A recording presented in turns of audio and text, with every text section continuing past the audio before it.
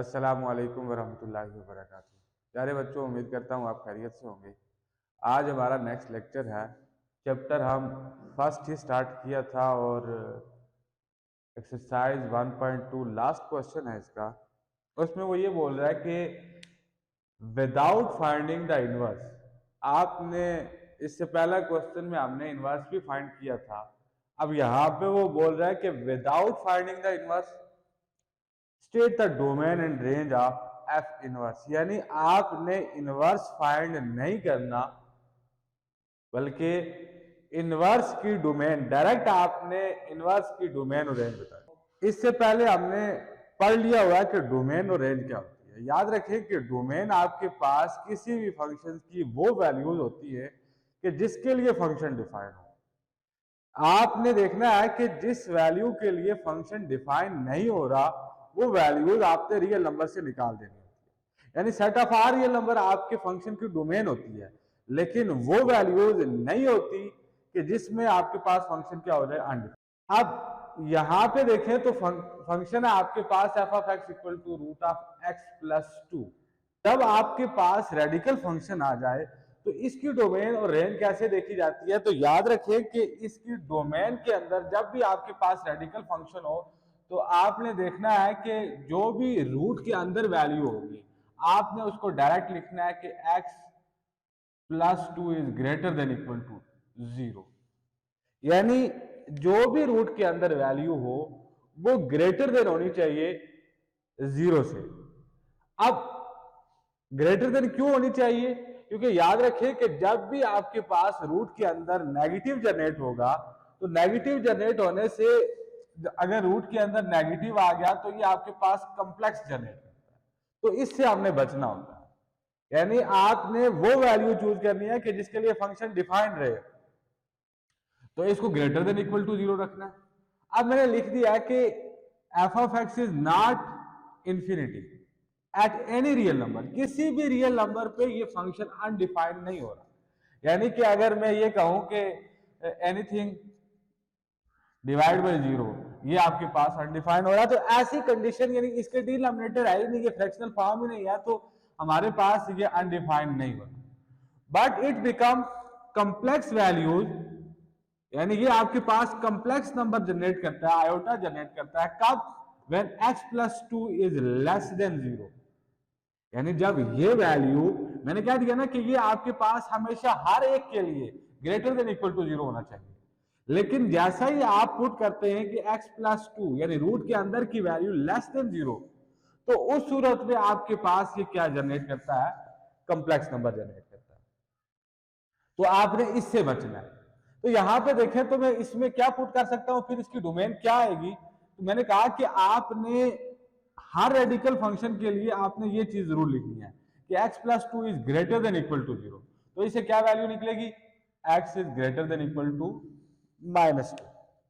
अब देखिए, जब आपने अब सिर्फ इस पे फोकस करना है कि ये जो आपके पास वैल्यूज है यही इसकी डोमेन है, तो जब मैं वैल्यू ये रखता हूं कि x इज ग्रेटर देन 2, और इक्वालिटी का भी सिंबल है, तो जब मैं इसमें पुट करता हूं x is greater than equal to -2 put करता हूं, तो देखो यहां पे क्या आएगा, -2 प्लस 2 0, तो रूट ऑफ 0 भी 0 होगा। यानी एक नॉन वैल्यू आ रही है, कॉम्प्लेक्स नहीं जनरेट हो रहा और ना ही अनडिफाइन हो रहा।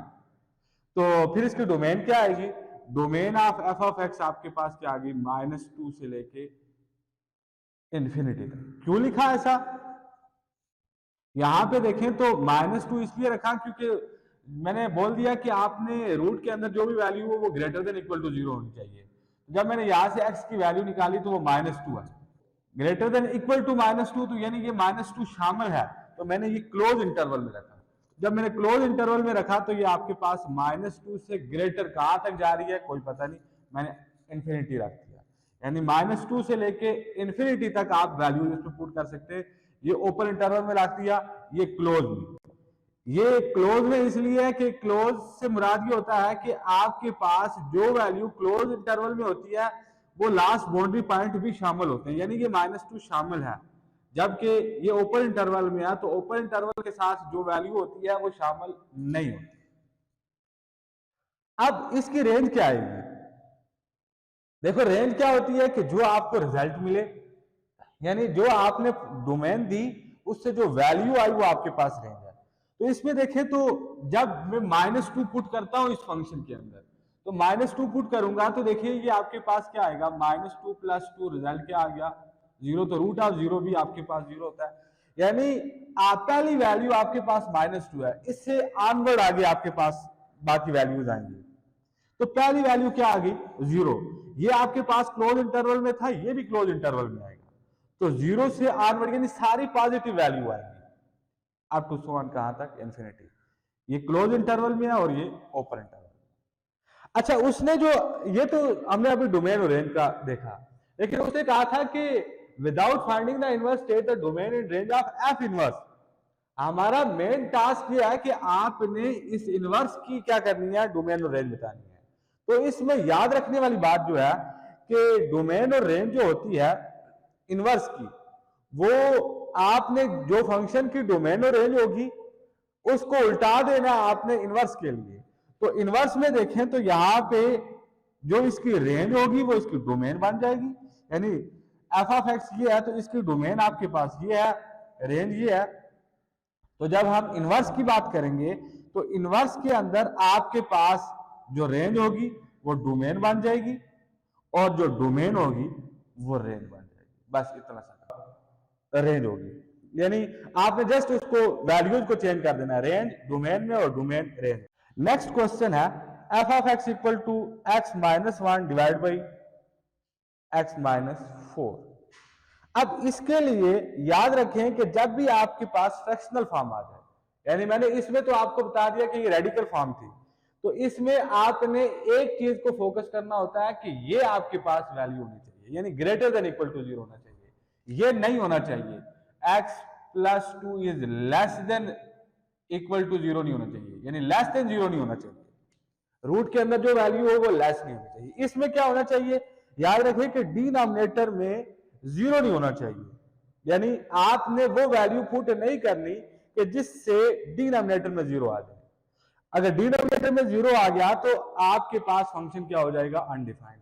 यहां पे मैंने लिख भी दिया कि एनीथिंग डिवाइड बाय 0 अनडिफाइंड। अच्छा अब जिस वैल्यू के लिए ये फंक्शन अनडिफाइंड होगा, यानी जिस वैल्यू के लिए यहां पे डिनोमिनेटर में 0 आएगा, वो वैल्यू आपने रियल नंबर से निकाल देनी है। तो इसमें देखिए तो मैं जब डोमेन की बात करता हूं इसकी, तो इसमें मैं तमाम रियल नंबर पुट करूं, कहीं पे फंक्शन अनडिफाइंड नहीं हो रहा, बट जैसा ही मैं इस x की जगह 4 रखता हूं तो यहां पे देखें तो क्या बनता है, यहां पे 4 - 1 डिवाइड बाई 4 - 4, तो ये आपके पास क्या बनेगा 3 डिवाइड बाई 0।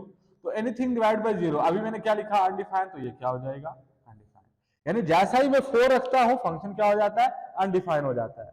तो मैंने कहा कि वो वैल्यूज रियल नंबर से निकाल देनी है कि जिस पे फंक्शन अनडिफाइंड हो रहा हो। तो यहां पे देखें मैंने तमाम रियल नंबर लिखे, लेकिन उन रियल नंबर से किसको निकाल दिया, 4 को निकाल दिया। जब 4 को निकाल दिया तो बाकी तमाम के तमाम इसकी आपके पास क्या आ गई, डोमेन है। ये क्यों निकाला, क्योंकि इस पे फंक्शन क्या हो रहा है, अनडिफाइंड हो रहा है। अब रेंज इसकी क्या है, याद रखिए कि जब आपके पास लीनियर बाय लीनियर फंक्शन हो तो उसमें आपने बगैर सोचे समझे एक बात लिखनी होती है कि जो रेंज है वो क्या आ जाएगी, लीनियर बाय लीनियर हो तो आपने डायरेक्ट लिखना है कि set of are real number except 1, यानी इसकी रेंज में 1 कभी नहीं आ सकता। कैसे नहीं, इसकी आप वेरिफिकेशन भी कर सकते हैं। मैं कहता हूं कि इसकी रेंज क्या आती है, 1 आ जाती है, यानी यहां पे मैं सपोज कर लेता हूं कि ये 1 आती है, लेकिन यहां पे आपके पास देखें यहां पे कंट्राडिक्शन आ जाएगी। मैं लिख सकता हूं x - 1 इक्वल टू, इधर ये डिवाइड हो रहा है उधर जाके मल्टीप्लाई हो जाएगा x - 4, तो x - 1, अब यहां पे देखें ये x और x खत्म हो जाएगा, -1 इक्वल टू -4। तो याद रखें -1 कभी भी -4 के इक्वल नहीं आता। तो जब भी आपके पास लीनियर बाय लीनियर आ जाए तो उस वक्त आपने बगैर सोचे समझे आप लिख दें रेंज क्या आएगी, set of are real number except 1। अब ये तो डोमेन और रेंज आ गई, लेकिन हमने इनवर्स की डोमेन और रेंज बतानी है, तो आपने इनवर्स के अंदर जस्ट क्या कर देना है, जो रेंज होगी वो आपके पास डोमेन बन जाएगी इनवर्स फंक्शन की, और जो डोमेन होगी वो रेंज बन जाएगी। नेक्स्ट क्वेश्चन है कांस्टेंट बाई लीनियर, यानी F of x equal to 1 divide by X plus 2। तो यानी ये फंक्शन क्या है, पहला फंक्शन आ गया रेडिकल फंक्शन, दूसरा आपके पास फ्रैक्शनल फंक्शन है लेकिन लीनियर बाई लीनियर है, तीसरा आपके पास कांस्टेंट बाय लीनियर है। अब इसके अंदर भी पहली बात डोमेन के लिए जो बात करेंगे, तो डोमेन में हमने सिर्फ ये देखना है कि डिनोमिनेटर में वो वैल्यू नहीं होनी चाहिए कि जिससे फंक्शन क्या हो जाए, अनडिफाइन हो जाए। कैसे, यहां पे देखें तो जब मैं x को -3 रखता हूं तो फंक्शन क्या हो जाता है, अनडिफाइन। यानी देखें 1 डिवाइड बाई -3 + 3, तो रिजल्ट क्या हो जाएगा, 0। यानी एनीथिंग डिवाइड बाय 0 अगेन क्या आ जाएगा, अनडिफाइंड। तो आपने फंक्शन को अनडिफाइंड होने से बचाना है, तो फिर आप कौन सी वैल्यू इस फंक्शन से निकालेंगे, यानी जस्ट -3। तो देखिए मैं डोमेन लिख रहा हूं, domain set of are real number, तमाम रियल नंबर पे ये फंक्शन डिफाइन है, बट एक्सेप्ट -3। यानी जब मैं -3 रखता हूं फंक्शन क्या हो जाता है, अनडिफाइंड। और जिस वैल्यू के लिए फंक्शन अनडिफाइंड हो जाए वो रियल नंबर से आपने निकाल देना है। तो इस -3 को मैंने निकाल दिया। अब जिस तरह से हमने रेंज के अंदर पढ़ा, इसमें लीनियर बाय लीनियर फंक्शन में हमने पढ़ा कि इसकी रेंज हम लिखते हैं कि set of are real number except 1। तो याद रखना है कि इसमें भी जब कांस्टेंट बाय लीनियर आ जाए तो उस वक्त आपने ये लिखना है कि set of are real number except 0, ये इसकी रेंज होती है। कैसे, इसकी वेरिफिकेशन कर लें कि x divide by X plus 3 equal to, मैं कहता हूं कि मैंने ये आपको बता दिया कि रेंज आपके पास तमाम रियल नंबर होंगे लेकिन 0 इसकी रेंज में नहीं होगा। अब ये क्यों नहीं होगा, मैं यहां पे इसकी वेरिफिकेशन भी कर देता हूं। मैं ये कहता हूं कि ये इसकी रेंज में आता है 0, यानी आपने कोई वैल्यू दी, आपके पास रिजल्ट क्या आ गया, रेंज क्या आ गई, 0 आ गई। तो यहाँ पे देखें ये इधर डिवाइड हो रहा है, उधर जाके मल्टीप्लाई हो जाएगा, 1 equal to 0 into X plus 3, तो ये 1 इक्वल टू 0। तो देखिए यहाँ पे भी कंट्राडिक्शन आ गई है कि 1 कभी 0 के इक्वल नहीं हो सकता। तो याद रखना है आपने कि रेंज जो है कांस्टेंट बाय लीनियर की set of are real number होते हैं एक्सेप्ट 0। अब नेक्स्ट यहाँ पे इसकी जो इनवर्स की रेंज और डोमेन क्या होगी, अगेन वही कि आपने इनको उल्टा देना, रेंज होगी वो डोमेन बन जाएगी और जो डोमेन होगी वो रेंज बन।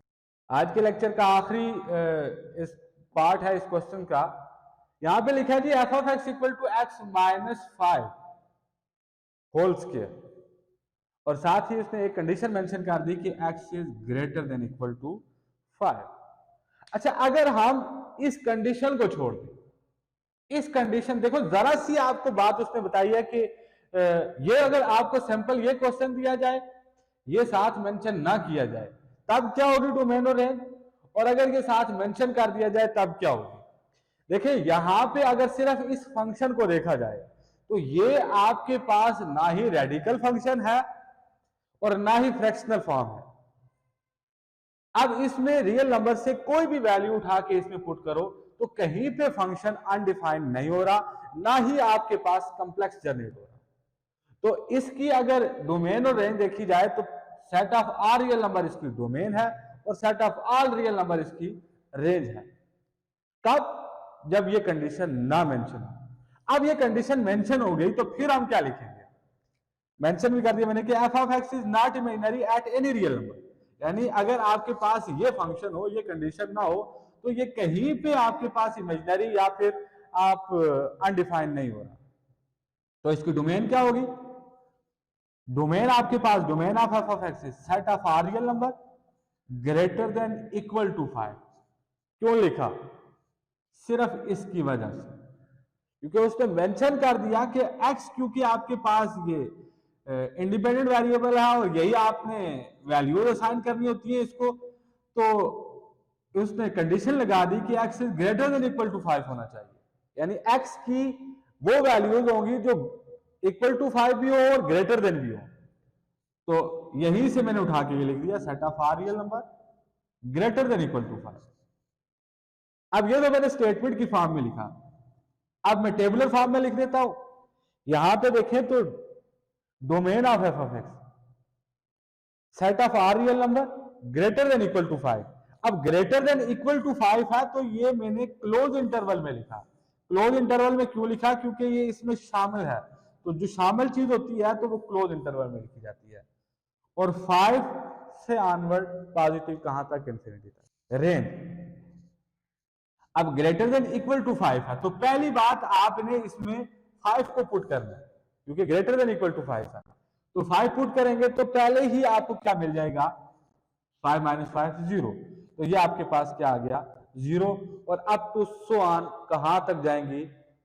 इन्फिनिटी तक। अब इसमें इनवर्स में क्या आ जाएगा? ये आपके पास जो इसकी डोमेन है वो रेंज बन जाएगी, और जो रेंज है वो डोमेन। तो domain of F inverse of x आपके पास क्या आ जाएगी? इसकी रेंज यानी 0 से इन्फिनिटी। ये क्लोज इंटरवल है, ये ओपन इंटरवल है। और रेंज क्या आएगी? कि range of F inverse of x, यहाँ पे आपके पास इसकी डोमेन आ जाएगी। उम्मीद करता हूं कि आपको ये आज का लेक्चर समझ आया होगा। बिल्कुल सिंपल सी बात है। अगर कहीं पे आपको डोमेन और रेंज का कंसेप्ट सही से बाकी पोर्शन के लिए भी देखना है तो वो इससे पहले हमने अलग से वीडियो बनाई है, आप उसको जरूर विजिट कर सकते हैं। ओके, अल्लाह हाफिज़।